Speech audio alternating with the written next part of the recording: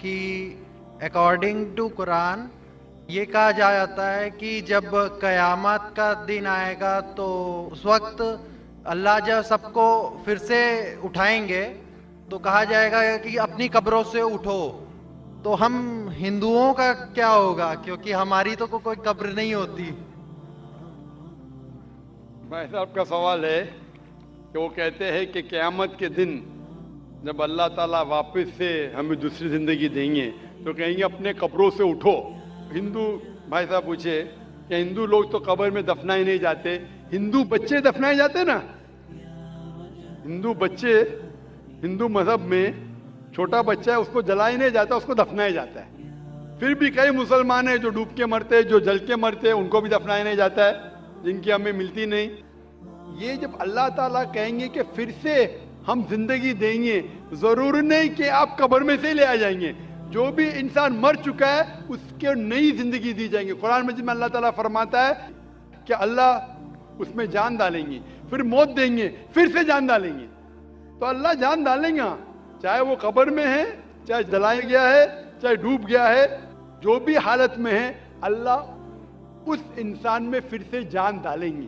اور اللہ تعالیٰ کو جان ڈالنا بہت آسان ہے، چاہے آپ دفنائے گئے ہیں یا چاہے جلا دیے گئے. اللہ تعالیٰ فرماتے جب غیر مسلم کے اعتراض کرتے اللہ سے اور اللہ سے پوچھتے ہیں کہ جب آپ دفنائے جائیں گے اور قیامت کے روز جب انسان اٹھائے جائیں گے تو اللہ تعالیٰ ان کو ہڈیاں کو کیسے جوڑیں گا.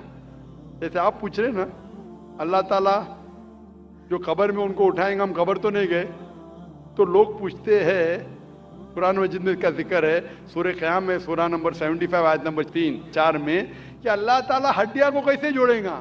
تو اللہ تعالیٰ فرماتے ہیں اللہ ہڈیاں کو ہی نہیں جوڑ سکتا ہے، آپ کے انگلیوں کے پور پور کو جوڑ سکتا ہے. انگلیوں کے پور پور. آپ سوچتے ہیں اللہ تعالیٰ کیوں کہتا ہے کیا انگلیوں کے پور پور کو جوڑ سکتا ہے.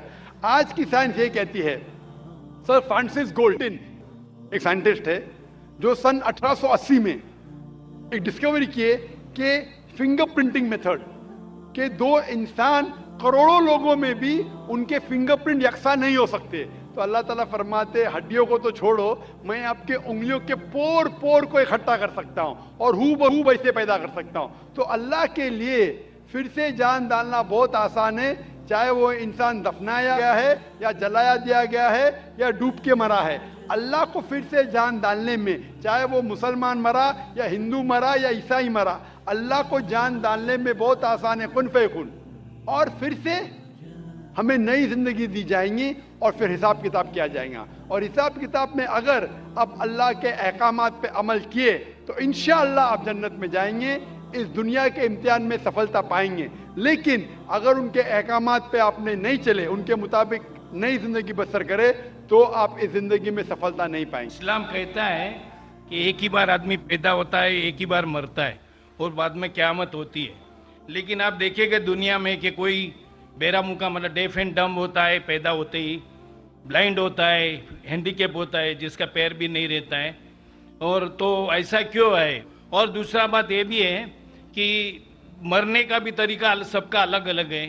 کوئی ایکسیڈنٹ میں مر جاتا ہے، کوئی رائٹس میں مرتے، کوئی کیا نیچرل وے سے مرتا ہے. تو ایسا کیوں ہے دنیا میں؟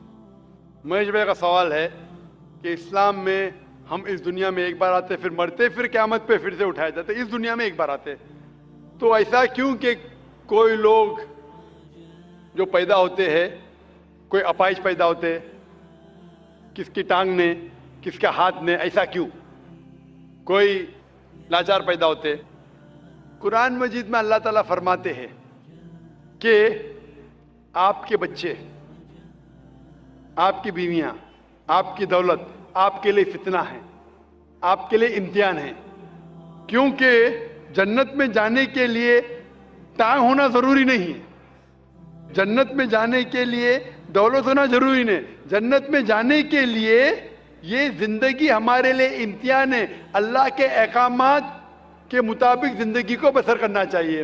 قرآن مجید میں اللہ تعالیٰ فرماتے ہیں سورہ ملک میں سورہ نمبر 67 آیت نمبر 2 میں، الذی خلق الموت والحیات، اللہ سبحانہ و تعالیٰ نے موت اور زندگی پیدا کی ہے تاکہ آپ کو جانچ سکے آپ میں سے اچھے اعمال والے کون ہیں.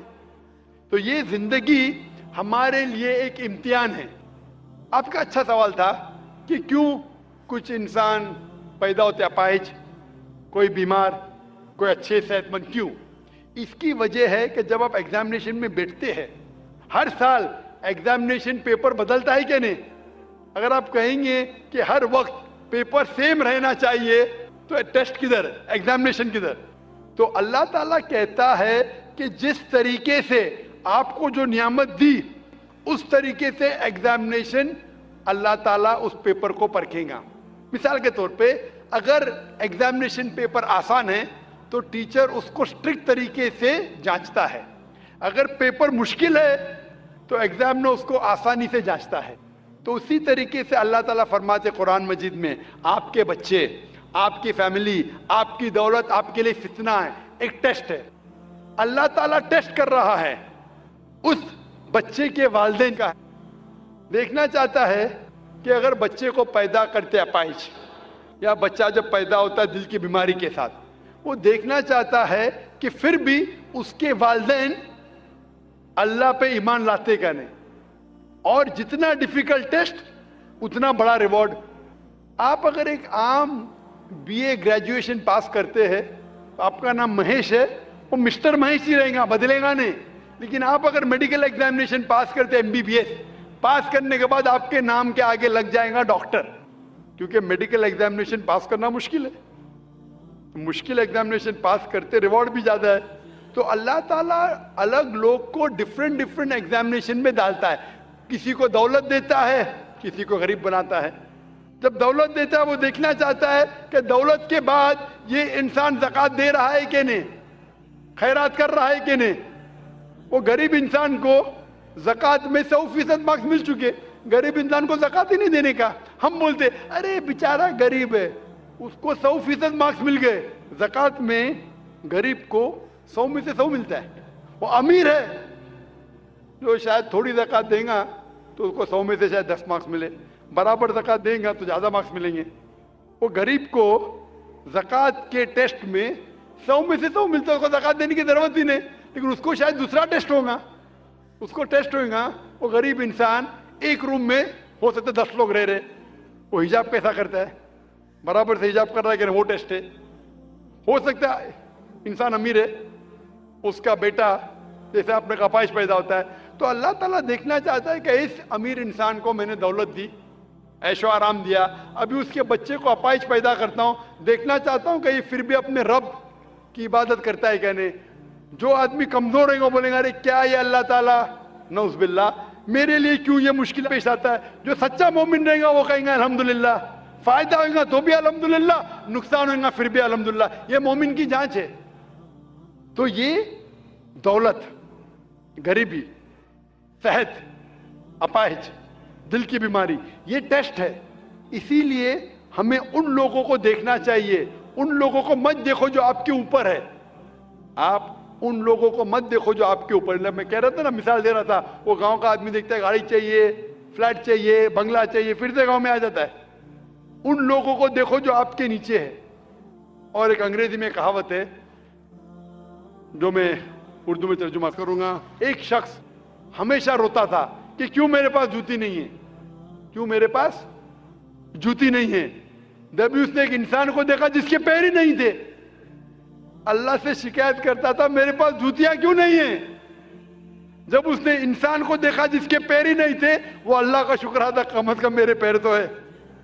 تو اللہ تعالیٰ ڈفرینٹ لوگ کو ڈفرینٹ امتحان لے رہا ہے.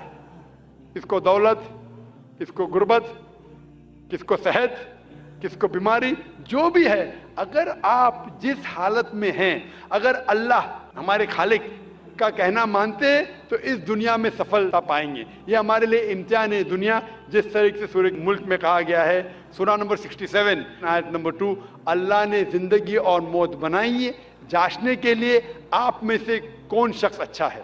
Hope the answer the question.